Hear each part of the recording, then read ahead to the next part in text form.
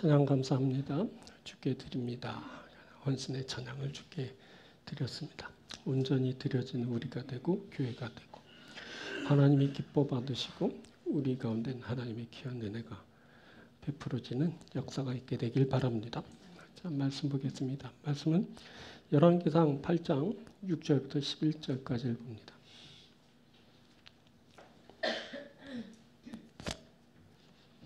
열왕기상 8장 6절부터 봉독합니다. 제사장들이 여호와의 언약궤를 자기의 초소로 메어 드렸으니 그 성전의 내소인 지성소 그룹들의 날개 아래라. 그룹들이 그 궤 초소 위에서 날개를 펴서 궤와 그 채를 덮었는데 채가 길므로 채 끝이 내소 앞 성소에서 보이나 밖에서는 보이지 아니하며 그 채는 오늘까지 그곳에 있으며 그 궤 안에는 두 돌판 외에 아무것도 없으니 이것은 이스라엘 자손이 애굽 땅에서 나온 후 여호와께서 저희와 언약을 맺으실 때 모세가 호렙에서 그 안에 넣은 것이더라. 제사장이 성소에서 나올 때 구름이 여호와의 성전에 가득하며 제사장이 그 구름으로 말미암아 능히 서서 섬기지 못하였으니 이는 여호와의 영광이 여호와의 성전에 가득함이었더라. 아멘. 자, 오늘은 8장 6절부터 11절을 봉독해드렸지만 1절부터 21절을 볼 겁니다. 열왕기상 8장 1절부터 21절을 본문으로 여호와의 영광이라는 제목으로 함께 말씀 나누도록 하겠습니다. 먼저 본문 11절을 봅니다. 제사장이 그 구름으로 말미암아 능히 서서 섬기지 못했으니 이는 여호와의 영광이 여호와의 성전에 가득함이었더라. 자, 솔로몬의 성전이 완공되었습니다. 이제 그가 야훼의 언약궤를 다윗성에서 새로운 성전으로 메어 오게 됩니다. 그때 성전의 구름이 가득하게 되고 야훼의 영광이 성전에 가득하게 됩니다. 그때 야훼의 영광은 구체적으로 어디에 임한 것일까요? 그때 임한 야훼의 영광은 무엇을 의미하는 것일까요? 자, 오늘은 이것 야훼의 영광에 대한 말씀을 함께 나누려고 합니다. 야훼의 영광은 무엇을 의미하고 어디에 임하는 것일까 하는 물음을 던지면서 이제 말씀을 나누게 될 겁니다. 첫 주 신년 감사 예배, 정교회 헌신 예배를 우리가 드리는 중입니다. 감사가 여러분들에게 있게 되길 바라고 헌신이 있게 되길 바랍니다. 또 말씀의 축복이 있어서 야훼 하나님의 영광이 여러분들에게 임하고 그때 여러분들은 온전한 헌신을 드려서 그 영광 가운데 거하는 여러분들이 되기를 바랍니다. 자, 말씀을 봅니다. 첫 번째는 성전의 말씀입니다.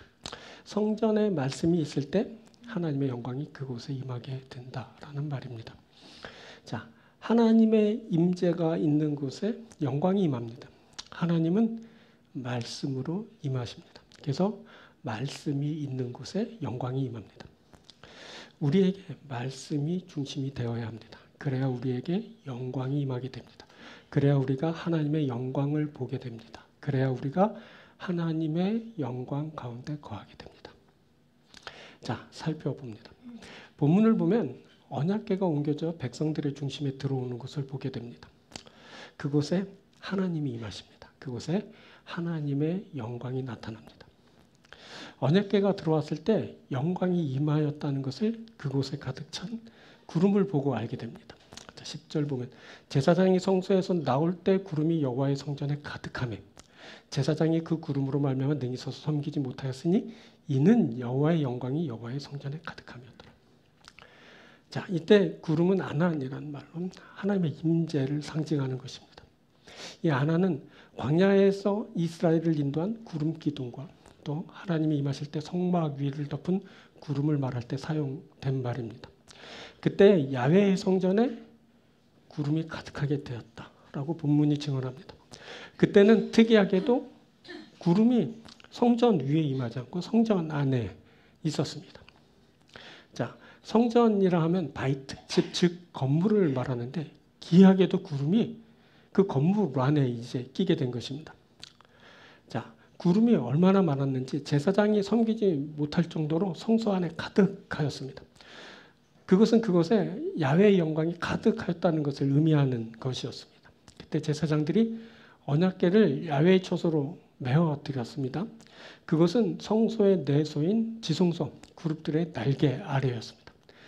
그곳에 언약궤가 있었는데 언약궤 안에는 야훼께서 이스라엘과 언약을 맺으실 때 주신 두 돌판 외에 돌판이었습니다. 그런데 그 언약궤 안에는 이 두 돌판 외에는 아무것도 없었습니다.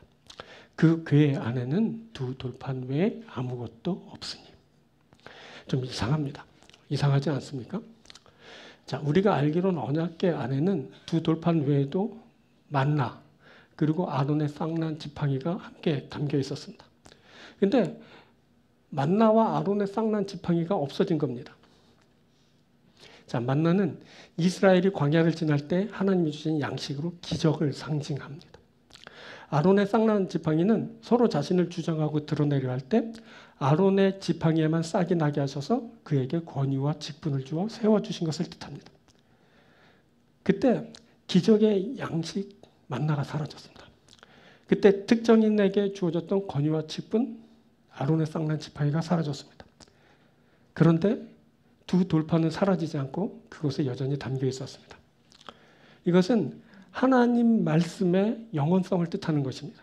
다른 것들은 다 사라져도 하나님의 말씀은 영원합니다. 그래서 이것은 말씀의 유효성을 나타내는 것이기도 합니다. 다른 것들은 다 폐기되어도 하나님의 말씀은 여전히 유효합니다. 자, 이사야서의 말씀이 생각납니다. 풀은 마르고 꽃은 시드나 우리 하나님의 말씀은 영원히 서리라. 그렇게 싱싱하던 풀도 마릅니다. 그렇게 아름다운 꽃도 시듭니다. 그러나 하나님의 말씀은 영원합니다. 자, 이 영원한 것을 붙들어야 합니다. 그러면 끝끝에 영광을 보게 됩니다. 화려하다고 아름답다고 썩어질 것을 붙들면 썩어질 결과를 볼 뿐입니다. 기적도 기적으로 생성된 물질체계도 다 사라집니다. 내게 주어졌던 권위도 자리도 다 사라지는 것입니다. 이것들은 썩어지고 없어지는 것입니다. 모든 것이 영원하지 않습니다. 오직 하나님의 말씀만 영원합니다. 이 영원한 것을 붙드는 겁니다. 이 영원한 것을 붙드는 자는 그 영원한 것을 얻게 됩니다. 영원한 것을 붙드는 이 사람 영원한 영광을 보게 됩니다. 영원한 말씀을 붙드는 겁니다. 자, 말씀이 육신이 되어 우리 가운데 거한다라고 요한복음서가 말합니다.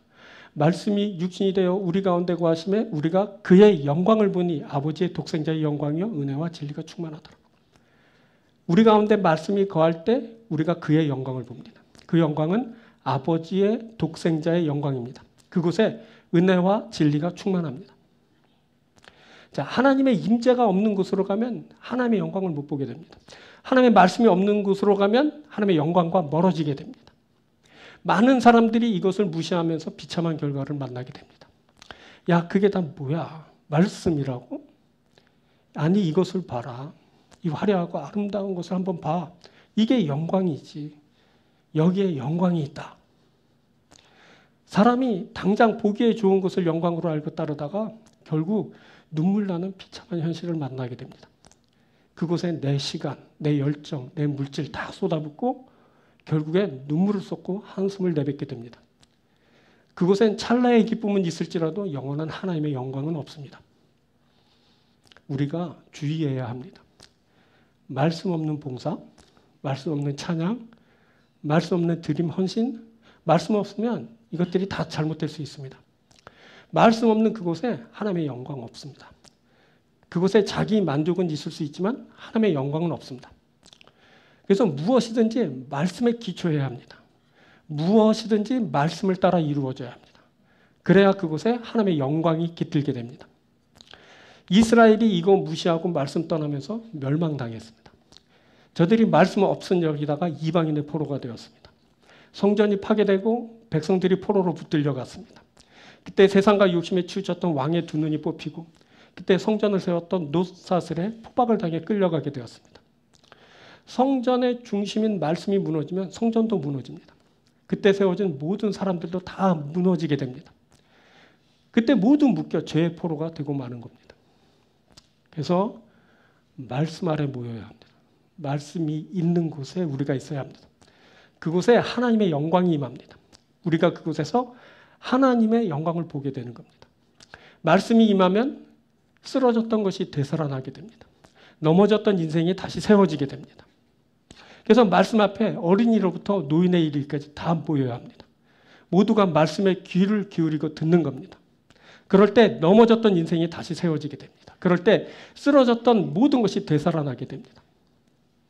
많이 모이는 것보다 무엇으로 모이는가 하는 것이 중요합니다. 놀고 먹고 마시는데 많이들 모입니다. 그런데 그게 그렇게 중요하지는 않습니다. 그렇게 그곳에 많이 모인다고 영원히 구원받는 일이 일어나지는 않습니다. 그렇게 많이 모인다고 무너졌던 성전이 다시 세워지지는 않습니다. 수많은 사람들이 운집해도 그곳에 하나님의 영광이 임하지는 않습니다. 말씀이 임하는 곳에 구원받는 일이 있게 됩니다. 말씀이 임하는 곳에 영원히 구원받는 일이 있게 됩니다. 말씀이 임하는 곳에서 다시 세워집니다.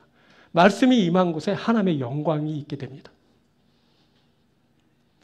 말씀의 언약궤를 성소인 내 중심에 메어드려야 됩니다. 무엇보다 언약궤에 임한 말씀을 내 앞에 두어야 합니다. 다른 것들은 다 사라지더라도 말씀이 내게 있어야 합니다. 알곡과 쭉정이가 말씀의 유무에 따라 가려지게 됩니다. 말씀이 있으면 알곡, 없으면 쭉정이, 그렇게 되는 겁니다.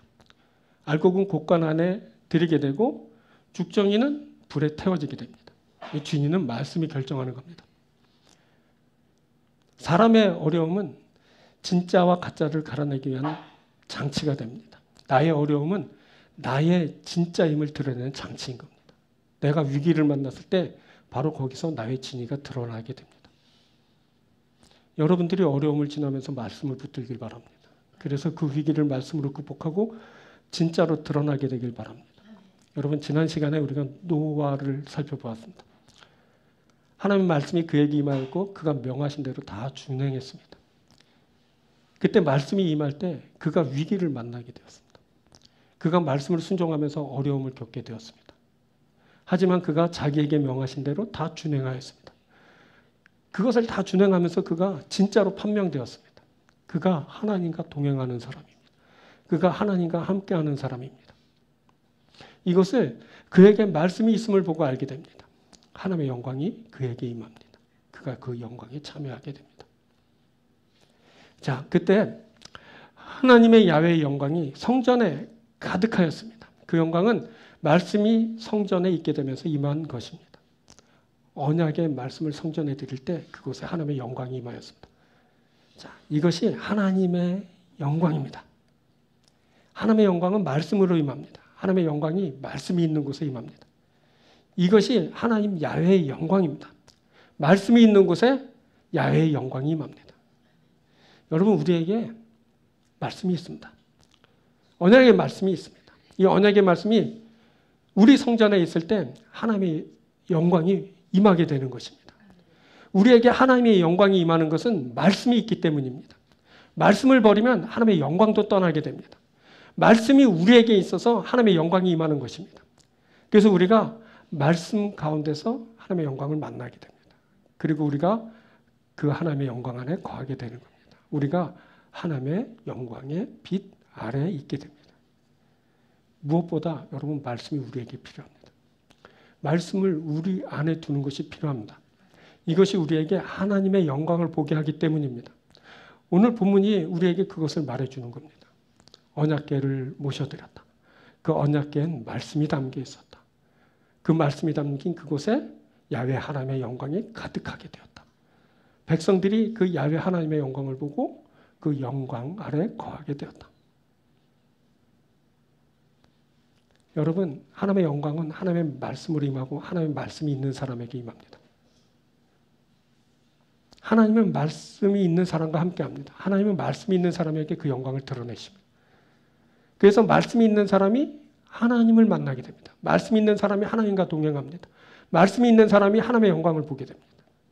말씀은 하나님의 영광을 보게 합니다. 하나님의 영광이 말씀 가운데 임하기 때문입니다. 하나님의 영광이 말씀이 있는 우리에게 임합니다. 우리가 하나님의 영광을 봅니다. 우리가 하나님의 영광 가운데 거합니다. 우리가 말씀의 사람이기 때문에 그렇습니다. 무엇보다 여러분, 말씀 그거 붙드십시오. 말씀이 있는 곳에 하나님이 임하고 하나님의 영광이 임하고 말씀 붙드는 자가 하나님의 영광을 보고 하나님의 영광을 누리게 되는 겁니다. 사랑하는 여러분, 오늘 이 시간에 하나님 앞에 헌신하며 예배를 드릴 때 말씀의 사람이 되기를 결단하십시오. 그리고 말씀을 보시고 말씀과 함께해서 말씀으로 임하는 야훼 하나님의 영광을 보고 그 영광의 비달에 거하는 여러분들이 되길 주의 이름으로 축원드립니다. 자, 두 번째는 성읍이 아니라 사람입니다. 하나님의 영광은 성읍이 아니라 사람에게 임합니다. 자, 하나님의 인정하심이 사람에게 있습니다. 하나님의 지지가 사람에게 임합니다. 하나님은 성읍이 아니라 사람을 인정하고 지지하십니다. 그래서 성읍이 아니라 사람입니다. 그래서 성읍이 아니라 사람이 중요합니다. 우리에게 하나님의 인정하심이 있습니다. 우리에게 하나님의 지지하심이 있습니다. 우리가 하나님으로 인정과 지지를 받습니다. 이렇게 하나님의 인정과 지지를 받는 우리가 바로 하나님의 성전입니다. 이 하나님의 인정과 지지가 있는 곳에 하나님의 임재가 있게 됩니다. 하나님의 임재가 있는 우리에게 하나님의 영광이 임합니다. 그래서 우리가 하나님의 영광을 보게 됩니다. 하나님의 영광이 우리 가운데 거합니다. 자, 그것을 한번 또 살펴봅니다. 솔로몬의 경과 보고가 있게 됩니다. 솔로몬은 하나님이 성읍이 아니라 사람을 택하셨다고 합니다. 본문 16절을 봅니다. 내가 내 백성 이스라엘을 애굽에서 인도해 낸 날부터 내 이름을 둘만한 집을 건축하기 위해 이스라엘 모든 지파 가운데서 아무 성읍도 택하지 아니하고 다만 다윗을 택하여 내 백성 이스라엘을 다스리게 하였노라 하신지라. 하나님이 다윗에게 하신 말씀이 후에 아들 솔로몬의 입술을 통해 증거됩니다. 그때 하나님은 이스라엘의 아무 성읍도 택하지 않고 다만 다윗을 택하였다라고 말씀하셨습니다. 여기 성읍은 성벽이 있는 도시 정도로 이해할 수 있는 말입니다. 그래서 성읍은 그 어떤 것을 드러내는 장치 또는 환경 정도로 이해하면 됩니다. 성읍은 물질 체계로 구성된 주변 환경입니다. 성읍은 존재를 드러내거나 영향력을 행사하는 데 뒷받침이 됩니다. 도시나 그곳의 건물이 그곳에 거하는 사람의 존재감을 드러냅니다. 또 큰 도시, 큰 집이 그곳 사람들로 하여금 영향력을 행사하게 합니다. 그래서 큰 성읍을 소유하거나 거하는 자가 성공한다는 발상이 여기서 나오게 됩니다. 그리고 그러한 발상은 하나님의 인정과 지지하심도 그곳 큰 성읍에 있다라고 생각하게 합니다. 하나님은 큰 성읍을 인정하신다. 하나님이 큰 건물을 지지하신다. 그런데 여러분 정말 그렇습니까? 하나님은 큰 성읍을 인정하시고 하나님이 큰 건물을 지지하십니까? 다시 본문 16절을 봅니다.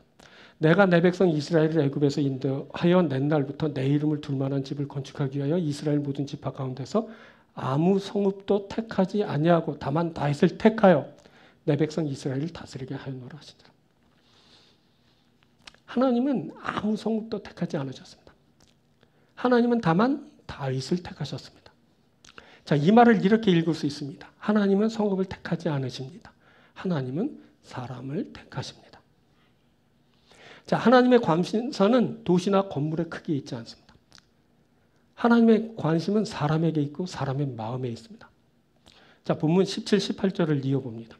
내 아버지 다윗이 이스라엘 하나님 여호와의 이름을 위하여 성전을 건축할 마음이 있었더니 여호와께서 내 아버지 다윗에게 이르시되 내가 내 이름을 위하여 성전을 건축할 마음이 있으니 이 마음이 내게 있는 것이 좋도다. 자, 하나님은 다윗이 하나님 야훼의 이름을 위하는 마음을 가진 것을 주목하셨습니다. 하나님 야훼께서는 내가 내 이름을 위하여 성전을 건축할 마음이 있으니 이 마음이 내게 있는 것이 좋도다라고 하시면서 다윗이 야훼의 이름을 위하는 마음을 가진 것을 좋게 여기셨습니다. 자, 큰 성읍에 거하면서 하나님을 대적할 수 있습니다. 큰 건물을 가지고 악한 마음 가질 수 있습니다. 큰 성과 같은 건물을 소유하고도 하나님의 뜻을 저버리고 죄만 짓고 악을 행할 수도 있습니다. 지금 이 말을 하고 있는 솔로몬이 그렇게 됐습니다. 그가 성전을 크게 지었습니다. 자신의 궁을 화려하게 지었습니다. 그런데 그가 타락하고 말았습니다. 성전과 그의 궁전은 그렇게 크고 화려한데 그가 거룩성을 잃게 됩니다. 그가 마음을 하나님께 두지 않게 되었습니다. 그가 하나님을 위하지 못합니다. 어느 순간에 이방 우상을 섬기기 시작하였습니다. 그러면서 그가 그렇게 하나님을 떠났습니다. 그렇게 그가 망한 인생이 되었습니다. 사람이 마음으로 하나님을 위하지 않으면 아무 소용없습니다. 사람이 마음을 하나님께 두지 않으면서 그렇게 타락하고 망해갑니다. 그래서 하나님은 성읍을 보시지 않습니다. 하나님은 그 사람의 마음을 보십니다. 하나님은 도시가 아니라 다윗을 보셨습니다. 하나님은 건물이 아니라 다윗의 유하는 마음을 보셨습니다. 하나님은 다윗의 유하는 마음을 좋다 하셨습니다. 하나님은 유하는 그 마음을 좋게 여기셔서 다윗에게는 성전 건축을 허락하지 않으셨지만 그 아들 솔로몬에게 그 일을 허락하셨습니다. 자, 사람들은 사람이 아니라 도시나 건물을 보지만 하나님은 도시 건물이 아니라 사람의 마음을 보십니다. 하나님은 사람의 마음을 보시고 하나님을 위한 일을 허락하십니다. 헌신은 하나님을 위한 마음을 가진 이가 하는 것입니다. 사람이 우선입니다. 사람이 없으면 세상 그거 아무것도 아닙니다. 그래서 사람이 중요합니다. 하나님께서 그것을 말씀하시는 겁니다. 사람인 우리가 중요합니다. 도시, 건물, 그거 아무것도 아닙니다. 온 세상을 창조하신 하나님께 거대한 도시가 중요하겠습니까? 만유의 주이신 하나님께 큰 건물이 중요하겠습니까? 하나님께는 그거 아무것도 아닙니다. 다만 사람이 중요합니다. 거기에 사람의 마음이 중요합니다. 하나님이 보시는 것은 사람의 마음입니다. 하나님께 건물을 바친다고 하나님이 좋아하시지 않으십니다. 하나님께 도시를 통째로 드린다고 해서 좋아하시지 않으십니다. 이 세상을 하나님이 창조하셨습니다. 이 세상의 주인이 바로 하나님이십니다. 그런데 그것을 바치겠다고요? 이미 하나님 것인데요? 좋아하시겠습니까? 하나님은 다만 사람을 원하십니다. 사람의 마음을 원하십니다. 사람이 마음으로 하나님을 위하는 것을 좋아하십니다. 헌신입니다. 사람이 마음으로 하나님을 위하는 것입니다. 사람이 마음으로 하나님을 위하면서 하나님께 드리는 겁니다. 이것이 헌신입니다. 예배입니다. 사람이 마음으로 하나님을 위하는 최고 최선의 행위가 바로 예배입니다. 마음으로 드리는 예배, 그것이 헌신입니다. 그래서 사람이 예배자가 되어야 합니다. 마음으로 하나님께 나아가는, 마음을 하나님께 드리는 예배자가 되는 겁니다. 여러분, 다윗이 예배자였습니다. 그가 하나님께 예배를 드리는 자였습니다. 그가 어디로 가든지 어떤 형편을 만나든지 예배를 드리는 예배자였습니다. 그의 시편을 보면 많은 부분이 예배에 관한 것입니다. 예배를 기대하면서, 예배로 나아가면서, 예배를 드리면서, 예배의 응답을 받고서 그가 시를 지어 그렇게 노래를 불렀습니다. 사람이 중요합니다. 사람이 하나님을 위하는 자인 것이 중요합니다. 사람의 마음이 하나님을 향하고 위하는 것이어야 합니다. 그것을 예배를 드리는 것을 통해 알게 됩니다. 예배는 마음으로 하나님께 나아가는 것입니다. 예배는 마음으로 하나님을 위하는 것입니다. 예배는 마음을 하나님께 드리는 것입니다. 이것을 하나님이 중요하게 보십니다. 사람은 건물을 구하는데 하나님은 사람을 보십니다. 여기에 사람과 하나님의 시선에 불일치가 발생하게 됩니다. 그래서 헌신이 어려운 겁니다. 사람은 건물을 중요하게 여기고 그것을 드린다고 합니다. 그런데 하나님은 건물이 아니라 사람의 마음을 원하십니다. 큰 도시와 화려한 건물에 마음이 어긋나 있는 수많은 사람들이 모였어도 하나님은 그것으로 기뻐하지 않으십니다. 그거 하나님 보시기엔 아무것도 아닙니다. 반면에 적은 수의 인원이 자그마한 곳에 모여 예배를 드려도 저들의 마음이 하나님을 향하고 저들이 마음을 하나님께 드리기를 기뻐한다면 하나님이 저들을 기뻐하시고 그 예배를 받으십니다. 교회는 건물이 아닙니다. 에클레시아, 불러낸 자들, 즉 부르심을 입은 자들이 바로 교회입니다. 주의 부르심을 받고 마음으로 주를 향하는 자들이 교회입니다. 교회는 건물이 아닙니다. 교회는 사람입니다. 주님은 승천하시면서 지상명령을 내리실 때 땅 끝까지 이르러 내 증인이 되라고 도시나 건물들에게 말씀하지 않으셨습니다. 주님은 오직 사람에게 말씀하셨습니다. 주님이 성령이 오직 사람에게 임하실 거라고 하셨습니다. 주님은 사람에게 땅끝까지 증인되라 하셨습니다. 여러분, 그때 성령께서 도시나 건물에 임하지 않으셨습니다. 성령은 사람에게 각 사람 위에 임하셨습니다. 복음은 도시나 건물이 아니라 흩어진 사람을 통해 전파되었습니다. 건물이 흔들리고 무너지면 다시 세우면 됩니다. 요즘 지진 소식이 많이 들리던데 그렇게 지진이 빈번하게 발생해도 결국엔 건물 다시 세우지 않습니까? 그런데 그때 죽은 사람은 다시 세울 수 없습니다. 사람이 무너지면 세상이 무너지는 겁니다. 사람이 무너지면 교회 건물은 유흥장으로 변질되고 맙니다. 유럽이나 서구에서는 교회를 개조해 술집 만들고 공연장 만들고 그것에서 흥청망청 즐기고 있습니다. 그곳에 사람들이 무너진 결과입니다. 사람이 중요합니다. 사람의 마음이 중요합니다. 오늘 하나님께서 우리에게 이것을 말씀하시는 겁니다. 건물 아니다. 사람이야. 하나님이 오늘 우리에게 하시는 이 말씀을 여러분 잘 들으십시오. 이 말씀을 전하고 듣는 우리 가운데 다윗 같은 사람이 나오게 되길 바랍니다. 다윗같이 하나님 앞에 있으며 하나님으로부터 듣고 하나님께 영광을 돌리는 사람이 우리 중에 있게 되길 바랍니다. 아니, 우리 모두가 그렇게 되었으면 좋겠습니다. 오늘이 헌신하는 예배인데 앞에 전교인 헌신이라고 했어요. 다 드리는 거 아닙니까? 그렇다면 우리가 다 예배를 드리고 다 하나님께 향하고 그래서 다 하나님으로부터 받고 그렇게 돼야 되지 않겠습니까? 전 교인이신 여러분 한 사람도 빠짐없이 하나님 앞에 이르게 되길 바랍니다. 하나님으로부터 듣게 되길 바랍니다. 하나님 앞에 영광을 돌리는 여러분들 되게 축복합니다. 그래서 하나님의 택함 받은 자가 되고 하나님으로부터 나는 내 마음이 참 좋다 라는 소리를 듣게 되길 바랍니다. 그리고 그 사람을 통해 주의 거룩한 역사가 일어나게 되길 바랍니다. 주의 이름이 높이 들려지는 일이 있게 되길 바랍니다. 성읍은 오래되면 무너지고 건물은 낡아 주저앉게 됩니다. 그러나 사람은 오래되면서 더욱 빛을 발하게 됩니다. 하나님이 그 사랑하시는 자를 존귀히 세우시고 영광을 받으십니다. 도시나 건물은 낡고 무너집니다. 사람에게 하나님의 영광이 임합니다.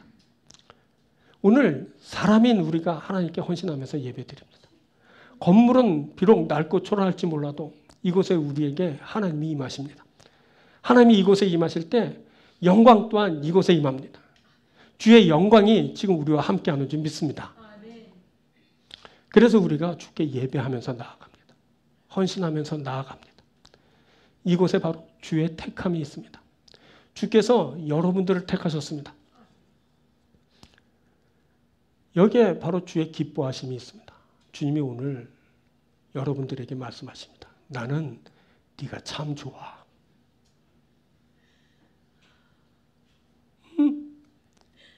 예배하면서 마음으로 하나님을 향하는 우리에게 하나님이 나는 네가 참 좋다. 이렇게 말씀하여 주시는 겁니다.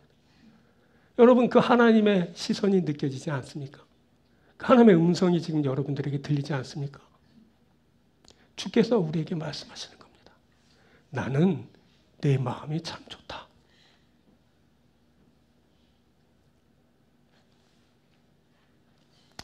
지금 우리가 있는 이곳에 하나님의 영광이 가득합니다.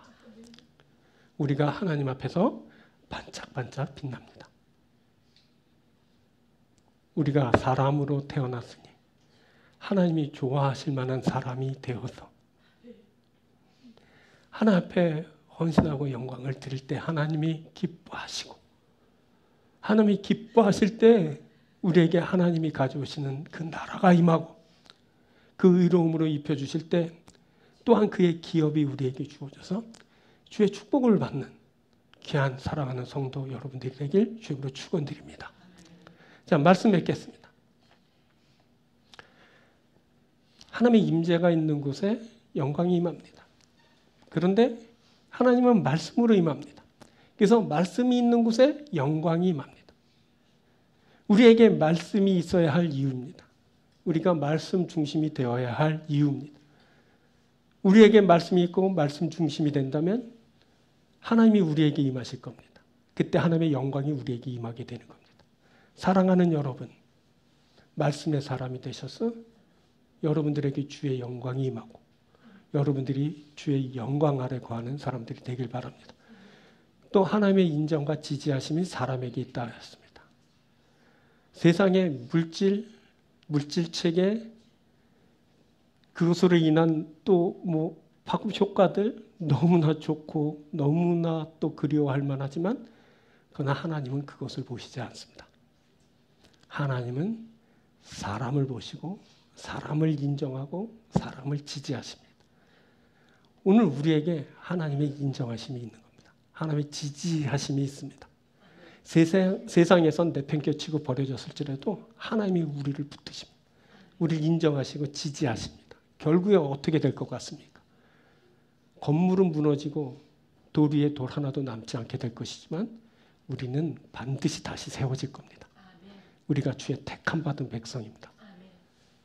우리에게 내가 참 좋다, 내 마음이 참 좋아 하는 주의 음성이 들립니다. 이 주의 음성을 붙들고 올 한 해 믿음으로 살아가시고 주 앞에 온전한 헌신을 드리는 여러분들 되길 주의 이름으로 축원드립니다. 우리 다 함께 기도드리겠습니다.